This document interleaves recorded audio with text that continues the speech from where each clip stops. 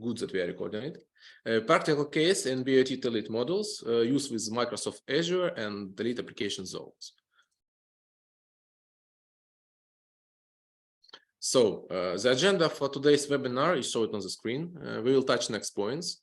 First of all, typical IoT product technical challenges, implementation strategy and technical details, LPWA technologies comparison. We will briefly touch NB-IoT and LTE-M and just mention the category 1. We will compare two clouds briefly, Azure and OneEdge, touch ideas of how to select embedded processor, and we will see two videos of real use cases, how we are using technology NB-IoT in our demo devices. And at the end of the webinar, we will show some tips and tricks from EKTOS team. Yeah. So my name is Sergey Makovetsky. I am IoT project technical leader in EKTOS, working here more than 13 years right now. And yeah, that's mainly it. So how big is IoT? IoT statistics is quite interesting. So we can see that today we have more than 250 million LPWA connections available in the world. And according to business-wise company, we will have close to 400 million connections by 2025. So that's quite a big revenue in US dollars and a huge market. LPWA means low power wide area. So it's a technology that covers NB-IoT and LTE-M. Basically, you can see on the slide the different quantity connection in different matrix, and yeah. What is the coverage of LPWA? We can see on this picture that basically it covers all over the world. But what is interesting that almost 60–65% of all NB-IoT connections are in China. And that's why there are many Chinese vendors, except Qualcomm, who are producing the chips. And usually these Chinese chipsets are 30–40% cheaper than Qualcomm. But we cannot rely on them on the long-term product. But if you have, for example, small projects that will be done quickly and with a fixed amount of quantities, then it could be done in cheaper way just by using these chipsets. As we can see, NB-IoT is widely used in Europe, and LTE-M is more likely America and Australia. Today we touch the problem of usage NB-IoT and LTE-M connectivity out of box. The main challenge is to use NB-IoT connection and LTE-M out of box to minimize development and testing efforts. There are a lot of small IT projects that require communication with backend, and customers don't want to have or do not have enough budget to create our own proprietary backend and its support on the embedded side. Usually customers would like to rely on proven connectivity security provided by cloud service and not something that is developed from the scratch by a small company. And of course, the main goal for all customers is to have faster time to market that's possible with ready-to-use solutions. Okay, so what is the implementation strategy and technical details? When we are receiving a new project, when it arrives, we always start to think about implementation strategy. The main steps are, first of all, we choose LPWA modem with native cloud support. Then second step is to choose a decision, which technology is better to use for particular project. Is it LTE-M or is it NB-IoT? The next one is to select which cloud is more suitable for the customer. For our case, for example, it's Azure or OneEdge. Also quite important is to choose embedded processor. Should be simple, cheap, and widely used. And also basic SDK should be available for this processor. It is needed to define system architecture based on selected models, and create data flow diagram between the cloud and the device before we will start a real design of the device.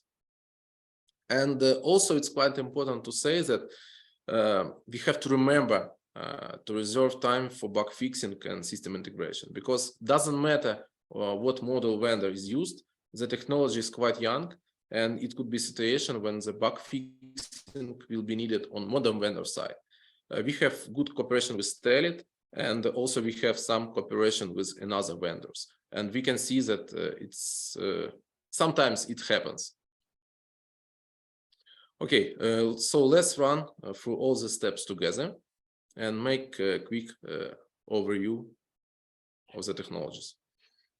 In this slide, we can see three technologies. So two LPWM and one is 4G LTE Cat 1. The right selection between technologies have a serious impact on the cost of the IoT product. Its running cost is as well as longevity on the market. And the main difference between the technologies are shown on the slide. LTE Cat-M showed only as a reference and out of scope of this webinar. The main thing that I would like to highlight that NB-IoT is mostly used for the fixed installation and LTE-M for the portable installation. Yeah. So slides will be available after webinar on the web page, so we will not read all the small boxes and so on. So most typical installations for these two technologies are presented on this slide. NB-IoT most likely used for the smart sensors, energy water meters, home automation, smart cities, and basically for all fixed installations that we can imagine. And LTE-M is used most likely for portable devices, such as transport, tracking devices, security systems, medical patients monitoring, and so on. So basically, that's a wide area where we can use these technologies. And there are no like strict requirement where we have to use one or another one. Yeah, except the cases, for example, when we need fixed installations or portable installations. Okay, so let's discuss the difference between Azure and Telit. Microsoft Azure and Telit OneEdge clouds.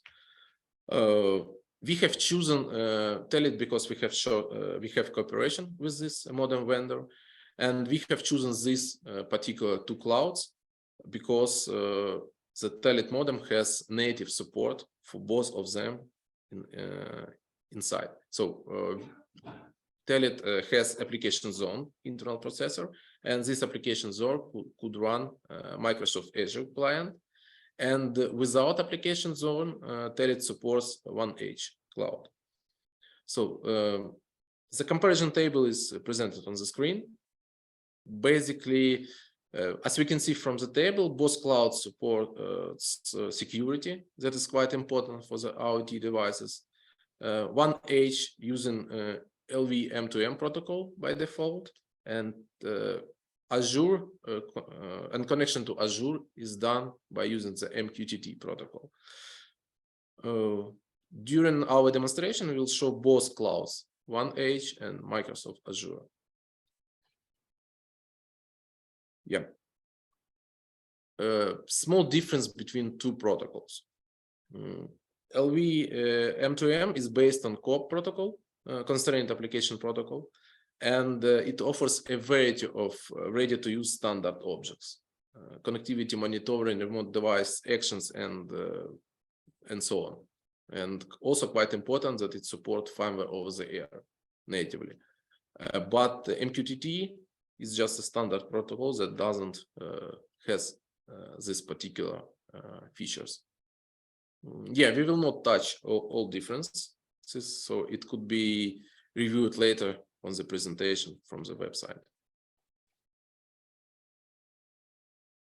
This is the second part of the comparison. Basically, the MQTT, the Azure could be used not only with MQTT, but natively Telit application zone support only MQTT protocol. Let's quickly touch embedded processor selection ideas. So we will choose embedded processor for the to be able to select processor. We have to be sure, first of all, what exactly is needed for the particular customer, right? For now, today we are touching the medium and small projects. We are not touching the complex project, for example, where video rendering should be done and so on. So we are speaking about small ID projects. To be able to select processor for your device, we have to choose like processor with low power modes, because most likely it will be battery powered, right?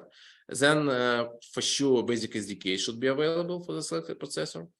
That will decrease the development time.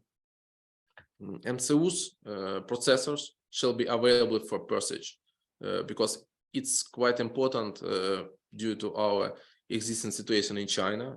We have MCU shortage, and quite often well, it's just not possible to buy what exactly you need. Also quite important to remember that we have to select processor should be selected with a flash at least 3 times bigger than you really need for your software, because to be able to perform a safe software update, the flash should be able to contain several copies of the software, good one, existing one, and new ones that you are going to receive from the cloud.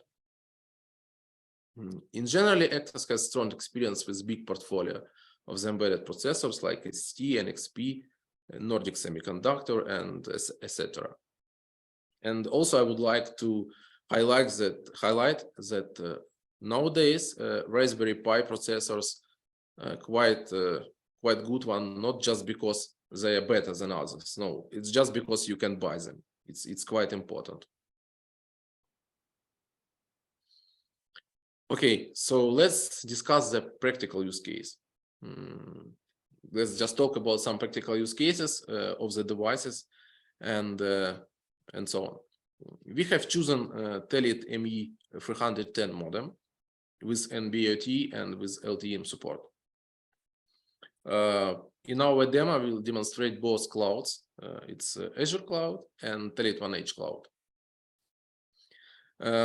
Demonstration project name is just a meeting room display. Imagine that you have a display close to the meeting room where you want to show what exactly will be at what moment of time. So display will just have to show the time, meeting name, and some additional information. The project is built in by using the evaluation kits. We have Telit evaluation kit with the modem. Then we have 7-inch electronic paper display, Raspberry Pi embedded processor EVK, and basically that's all. Let us touch the system architecture. So let's define system architecture for the particular small project. There could be 3 solutions of this architecture, and basically let's just quickly touch all of them. Solution number 1 is like a straightforward. We have a host processor that is controlling the modem and controlling the display. It's a standard classical engineering model, and there is nothing serious on it. Another one is when we are using application zone inside the modem, and modem is driving the display by itself. There is also a good case, but there is a small nodes that time to time you cannot just find on the internet. That when you're using application zone in the modem, everything is good except one important thing. You cannot go to the deep sleep mode on this modem. So in this case, you will continuously drain the power from the battery, and the device will not live quite a lot. That's why we need to have some small processor that will be a sleep mode manager. And solution number 3 is completely without processor. So we are using complete application zone inside the modem, and we are driving the display from this application zone, and that's all. Again, the main cons of this solution is we cannot go to the sleep mode, to the deep sleep mode. For the project today, we have used solution number 1. Basically, we are using low power processor that is going to the sleep mode and is disabling the modem when it's needed. Okay, so next one, let's discuss the data flow for the Azure IoT Hub example. So we have our processor with application. Let me just show you with the mouse. So we have our processor. We have Telit model with AppZone inside. And basically we have Azure IoT Cloud. And if needed, we can connect to this cloud by using the customer dashboard and the REST API. Basically, all security is handled by the Telit model, so we don't need to have quite powerful processor to process all handshakes and certificates and so on. Everything is built into the existing ready-to-use application zone image.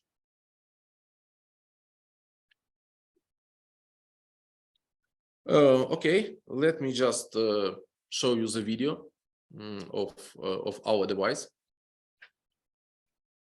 We have quite big box here. It's just to have stable mechanics. So basically, inside this big box, we have very small, tiny PCB.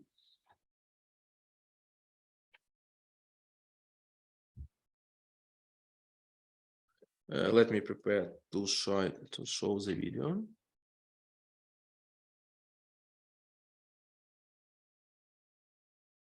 And also quite interesting point. We always knew that to be able to have good connection to the any kind of technology, to the Wi-Fi and NB-IoT and so on and so on, we would like to be close to the base station. In our case, we have quite interesting situation because our office is just below the base station. So base station is like completely on our head, let's say like this. And due to this, we have quite small signal strength, but nevertheless, it is working, and yeah, we have good connection. So we power the display. For now, we will do some initialization.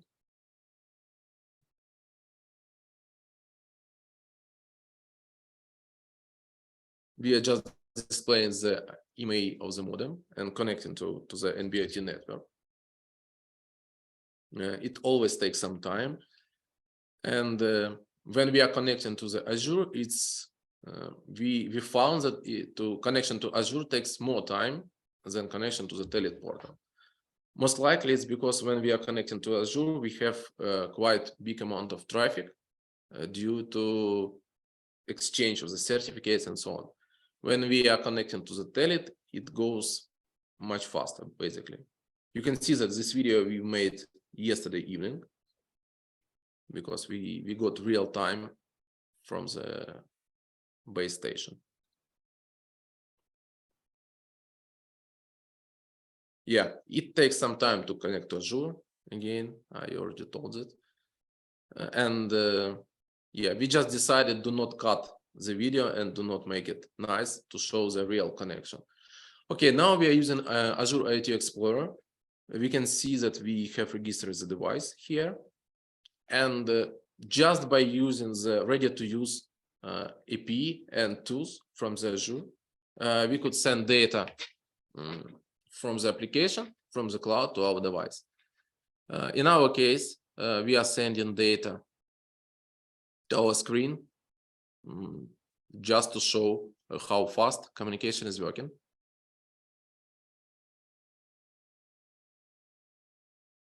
Now we'll have update on our screen. So you can see we have first line So we have like description of the meeting that we will have, room number, and time counter that is counting down to our meeting.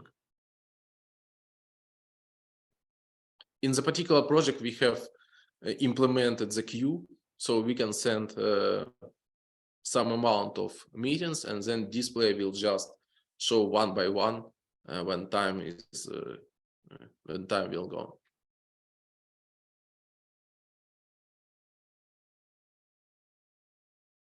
So basically, you can see that by using the ready-to-use cloud API, is quite fast to send the data to the device, and it's not needed to spend a lot of time to implement this kind of things from the start.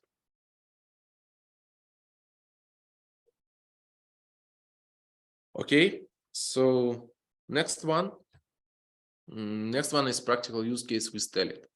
With Telit, another protocol is used, LTE-M, and also interesting effect that when signal strength is less than 50%, connection to Azure server could take up to like half an hour, or we cannot do it at all. Because during the handshake, the big amount of data are transferred. When we are using Telit, OneEdge cloud, we can connect with a very small signal strength. Yeah, it takes some time, but still it is working. As we can see on our slide, we have Telit OneEdge dataflow. So basically, it's almost the same like on the Azure, except that in case with OneEdge, we are not using application zone. But it also could be used for other purpose, for example, for the photo. Okay, let me show you the video with Telit OneEdge.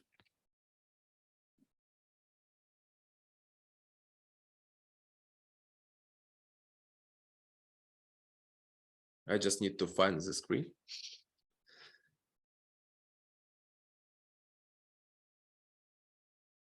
Okay. Now looks like you found it.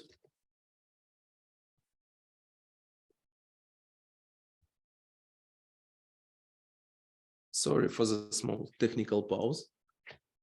I'm just looking where the screen.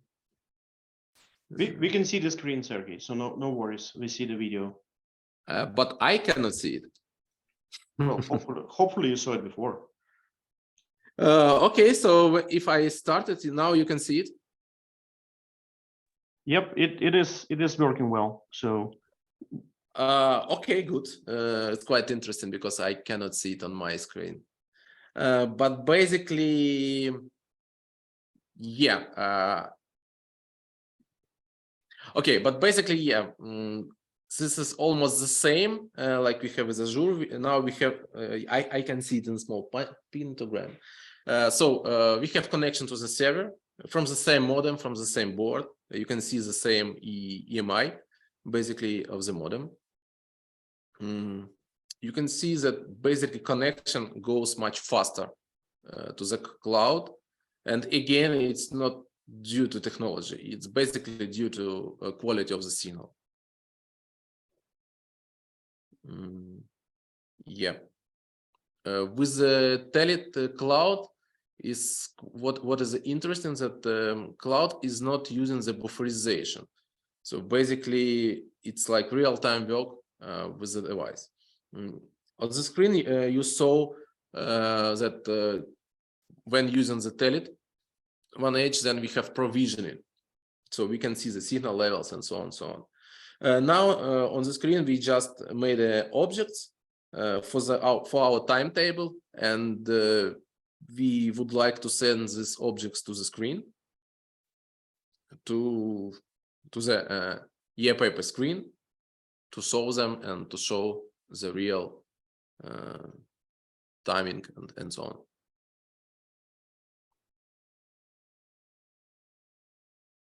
So personally, me likes to work with OneEdge just because you can create your objects, and when we have been prepared to this webinar, we didn't. So for the OneEdge, we should not create protocol to send the data. We have to create objects on the Telit portal and send the data to the portal. And now, by the way, you can see that the device is sending back value of the battery and the temperature. And when we have used Azure, we have created our small protocol where we have sent the data to the device in JSON format, and we have to parse it and use it. Yeah, as I can see, video is finished now.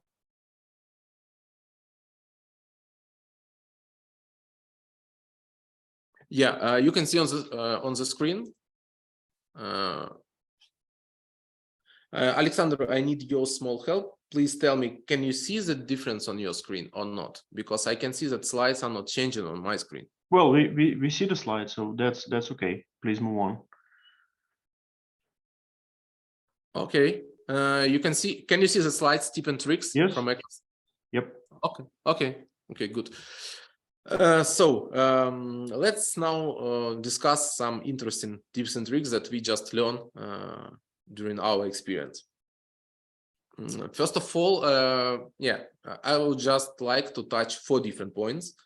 It's use photo for embedded processor with and without cloud. Next point is exchange big traffic to pay less. And NB-IoT first time connection, we will quickly touch it.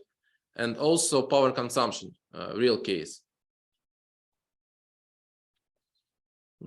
Okay, tips and photo. We all know that firmware update over the air is quite important for the real devices, because oftenly you cannot just ask your customer to go somewhere and install USB stick or just connect JTAG and update it. So photo has highest priority. Most all of the clouds support photo, but clouds like Azure and OneEdge are billing their clients for the amount of the traffic.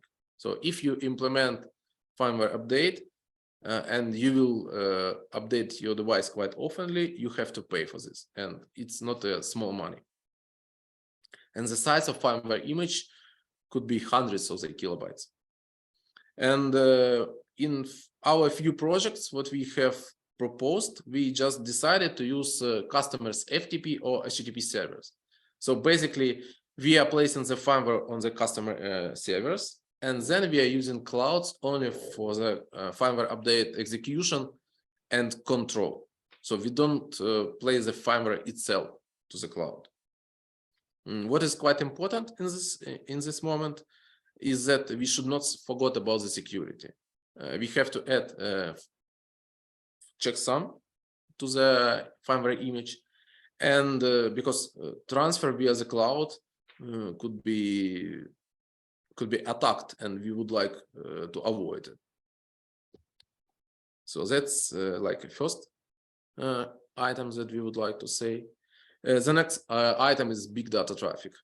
In some applications, in some projects that I cannot pronounce the name of the project, but in some project we found that, okay, we need to transfer once per day or once per week, we need to transfer a huge amount of data. It could be logs, it could be history, it could be something like this. And you have to transfer it. And then device will just send small amount of data, like sensor data and so on, small control data. In case if we use clouds for this amount of data, customer have to pay quite a lot. But if we set up again custom HTTP or FTP server, we can easily connect this server from our embedded device and then use cloud only as communication IP. So basically that saves quite a lot of money, and yeah, some customers happy about it. Then about next slide is about NB-IoT connection time. Probably some of you who has experience with NB-IoT saw that when you are getting device just after the production, it's quite fresh and new, and first power up time could take up to several hours. It's not a joke. It's if you are using the standard configuration of the modem and you just powered it first time, the modem will automatically search for the network. And usually it takes up to 3 minutes per band for auto connection. And according to the latest NB-IoT specification, release 15, NB-IoT has 25 bands. So basically that could take up to 75 minutes. But we all know the working band of the technology in our countries. That's why if we predefine the active band in the modem, we will decrease startup time from like 1 hour to 5 minutes quite easily. And also it has big impact to the power consumption, because the biggest power consumption a modem use during the registration. And yeah, last tips is power consumption.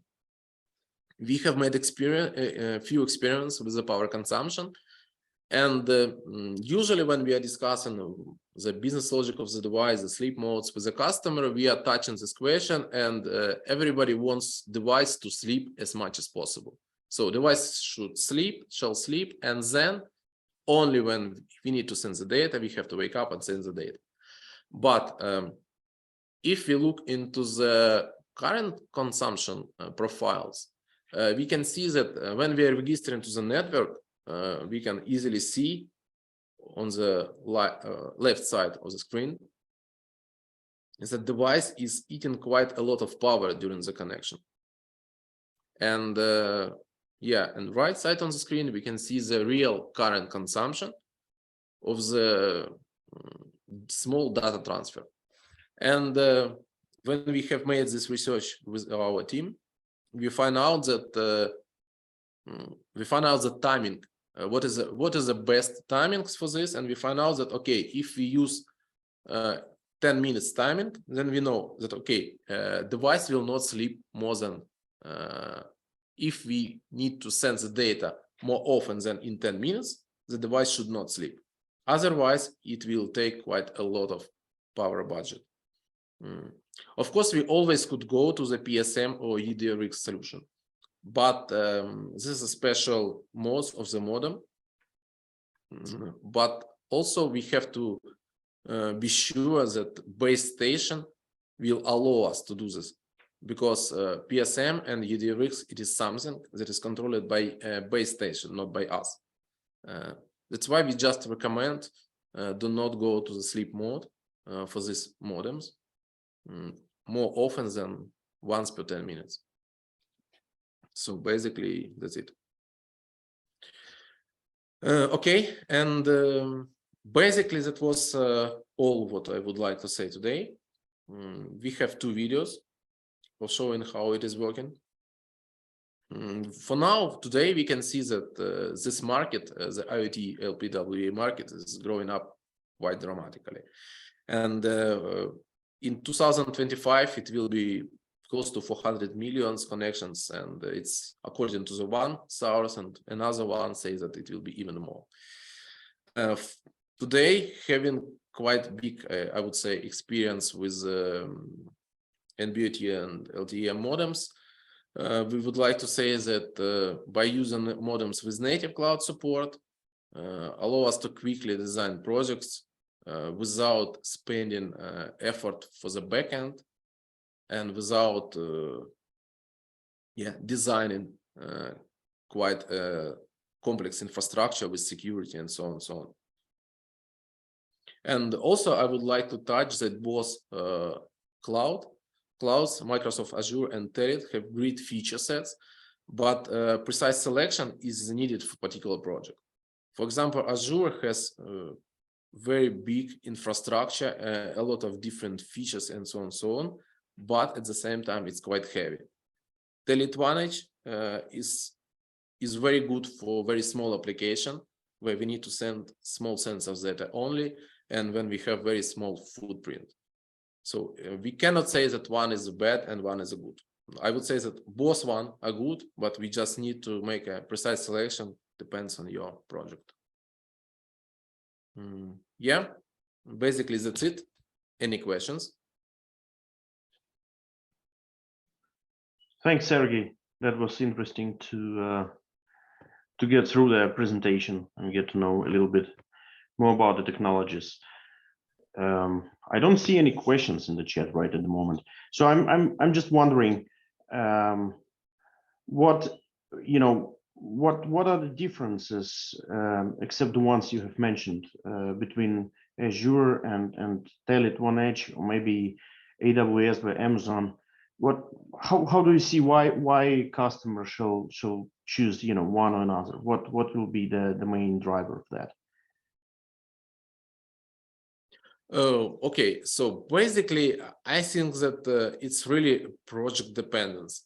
So usually, for example, as you know, we have some customers that has Azure infrastructure. Then in this case, for sure, it makes sense to use Azure cloud. In case when customer don't want to spend time and money for like high paid engineers for Azure in his side, and he basically don't want to have some complex solution, we could use OneEdge. So I don't think that we know the like ideal receipt for different kind of clouds. I think we just have to touch it and discuss in particular project, because basically it really depends on the requirements. Okay, good. There is a question in the chat room about, actually two questions. One is about looking into artificial intelligence IoT solutions. Have we had any experience with that or not? That's the question one. And the question two is about placing IoT products in the very rough climate, like very hot or very cold, humid or whatnot. So how could you come on that one? Mm-hmm. Okay, so let's touch first one. Me personally, have no touched the artificial intelligence yet. So basically, I cannot really say what exactly will be in this case. But about wait a minute, I'm looking for next one. The second question was about really rough climate IoT solutions. Like what can you tell about that? Yeah, basically one of our projects we are using in really harsh environment, just close to the.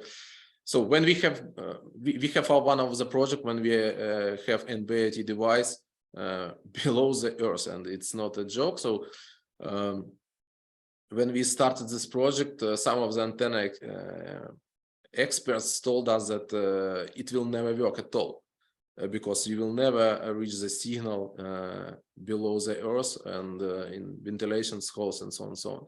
So basically the modems itself, not only Telit, but QuickTel and the other modems itself, has quite wide temperature range. They're working from -40 to +85. And most of the components are working in this range. And I cannot see a big problem to work in this environment at all. Okay, I think probably the biggest problem would be the power source and apparently a sensor part of it. On artificial intelligence IoT products, I can actually add a little. We have some experience with using mini TensorFlow in IoT products, but not actually. I would say not NB-IoT or LTE-M connected, but more like Bluetooth Low Energy connected. So where we work with different, with the subset of microphone array, analyzing some different sounds and recognizing the sound patterns. If this could be good enough for AI, so to say. So that's where we have the experience with IoT products. There is a question actually on why do you use Cat M1 instead of Cat 1, and what are the current consumption differences for both technologies when sending a very small packet of data to the cloud? Yeah, basically, let me just switch to this picture. I will share my screen. Wait a minute.